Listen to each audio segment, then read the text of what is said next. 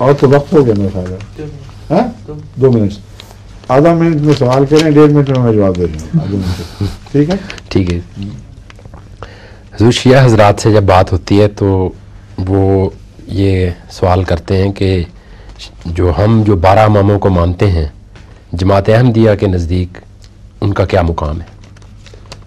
जहाँ तक मैंने ज़्यादा लिए 12 इमाम सारे नेक लोग थे बेचारे, मासूम इन मानों में कि उनके मुतल्लिक कोई बदी, कोई शरीयत की खिलाफ वर्जी साबित नहीं है, सिवाय उन रवायात की जो खुद शिया रवायतों में आई है और इमाम उन अइम्मा की रवायात नहीं है।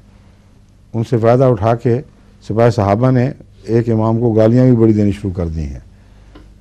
उनकी मजबूरी ये थी कि वो भी जानते थे कि ये अइम्मा हैं नेक लोग, इसमें कोई शक नहीं। इसलिए वो जो हज़रत अबू बकर सिद्दीक़ रज़ी अल्लाह तआला अन्हु और दीगर 2 खुलफा को गालियों का निशाना बनाते थे, तो सुन्नी मौलवी बड़ा सख्त मिलाते थे कि हम जवाब में किसको गाली दें, तो उन्हीं को गालियाँ बल्कि मुग़ल्लज़ात बकने लग जाते थे। लेकिन उनको दिल को ठंड नहीं पड़ती थी कि वहाँ अइम्मा को गाली दी, यहाँ मौलवी को, शिया मौलवी को गाली दी जा रही है, मज़ा नहीं आया। झंगी जो मौलवी है ना, बहुत मशहूर, रब नवाज झंगवी, हक नवाज झंगवी, उसने एक तरकीब निकाली है। वो कहता है शिया रवायात से साबित है कि इनका फलां जो इमाम था उसकी माँ जिन्नी थी,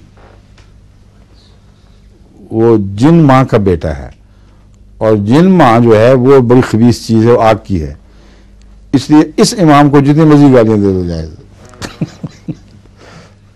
तो सब अइम्मा को हमने अच्छा मासूम पाया, नेक पाया, उनकी हम बेहद इज़्ज़त करते हैं।